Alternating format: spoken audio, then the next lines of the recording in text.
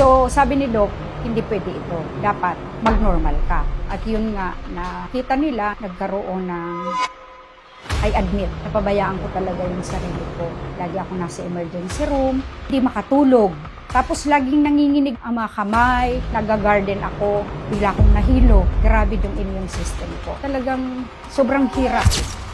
After 3 months, lumabas pa rin sa result na meron pa rin.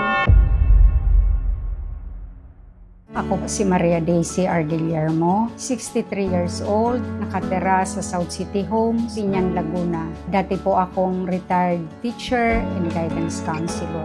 Way back 2022, ang plano ko sana, antayin ko na mag-retire ng 65 years old, yung compulsory retirement. Ang problema, wala pa akong 60, ang dami ko nang nararamdaman.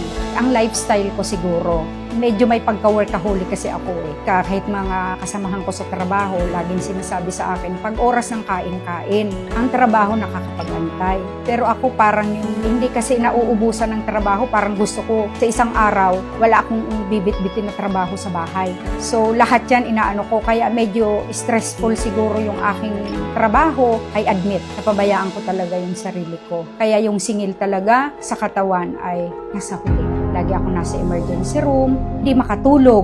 Tapos laging nanginginig ang mga kamay, nag-garden ako, bigla akong nahilo. Grabe yung immune system ko. Tuloy-tuloy yung aking panghihina, yung pangangayayat ko, umabot ako sa 35 kilogram. Ang akin talagang normal na weight is 40. So ganun ang ibinaba niya, 5 agad. Bumaba din ang iba kong electrolytes, sodium, potassium. Lahat ng nakakasalubong ko, parang hindi ako nakikilala. Namamangha sila sa pangangayayat ko. Yung kapatid ko, awang-awa na yun sa akin dahil nakikita niya yung itsura ko tuwing lalapit ako sa kanya.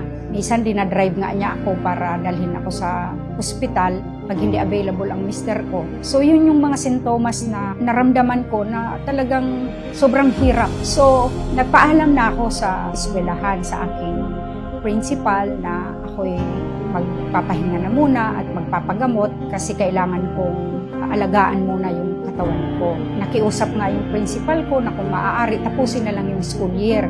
Pero hindi na ako nang hinayang kasi mas mahalaga yung oras na nalalabi para sa pagpapagamot. So right here and then, nagkonsulta na ako sa doktor at yun nga, nakita nila nagkaroon ng thyroid.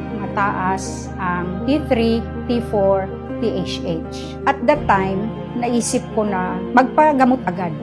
Magpa-check up ng thorough check up. That was already June. Binigyan ako ng doktor ng advice na magpa-laboratory test at niresitahan niya ako. Kaya lang after 3 months, lumabas pa rin sa result na meron pa ring abnormality. So nagfa-fluctuate siya. So sabi ni Doc, hindi pwede ito. Dapat mag-normal ka. Pinaulit yung aking laboratory test. Nakaabot din ako ng almost 100K sa kakabalik-balik. At yung pa rin, lumalabas pa rin, mataas pa rin yung T3, T4. Nag-browse ako sa Facebook, nakita ko siya, mayroong nag-testify na gumaling siya sa hyperthyroidism. And then, meron ding mga cases ng hyperacidity. So, sabi ko, ito ata yung hinahanap kong gamot na babagay sa sakit ko. Parang na-curious ako. So, sabi ko, try ko nga. Tapos, ang sabi nila, meron daw Salveyo trial pack. So, nag-order na ako. Nung una, ang pag-inom ko, 6 scoops, 3 times a day, bago mag-breakfast. Sa lunch naman, bago kumain 2 hours sa gabi, bago matulog. 3 months lang, nagkaroon ng magandang resulta yung laboratory test ko. Iba T3, T4, TSH. Ang nangyari, yung T3, T4 ko ay umokay, pero yung TSH, hindi siya umokay. So, ninuloy-tuloy ko lang yung pag-inom ko ng Salveyo. And then, itong mga anak ko, nagtataka din sila. Sabi niya, Mama, bakit ang lakas mo? Parang yung putis mo, sabi niya, parang iba.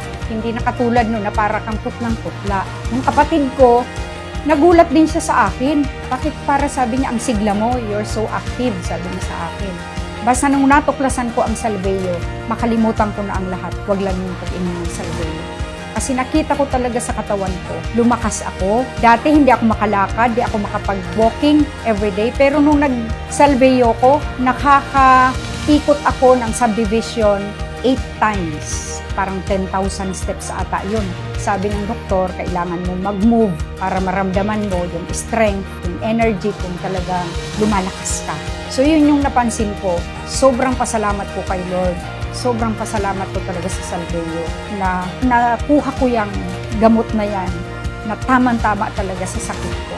So ang nangyari, nung pagbalik ko, pinaulit-uli, that is already October. So true enough, nang nakita niya yung result ng ko, na siya nakita ko yung face niya, nagulat. Parang hindi siya makapaniwala na free na ako sa thyroid.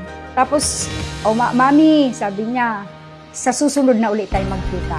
Free ka na ha? Sabi niya sa akin. Sobra ang saya ko syempre. Syempre yung asawa ko lang na tumalon dun sa harap ng laboratory department kung malaman niya wala na talaga, free na. Mag-a-active na uli ako kasi minsan yun yung naging obstacle para hindi ako magtanggap ng assignment ko sa simbahan. Naman na magtutok ka, hihina ka sa harap. Kaya lagi ako nagbibeg, some other day na lang pag ako'y okay na. So, that's a great blessing. It's an answered prayer talaga. Mga panalangin ko ay hindi kailanman binugo ni Lord.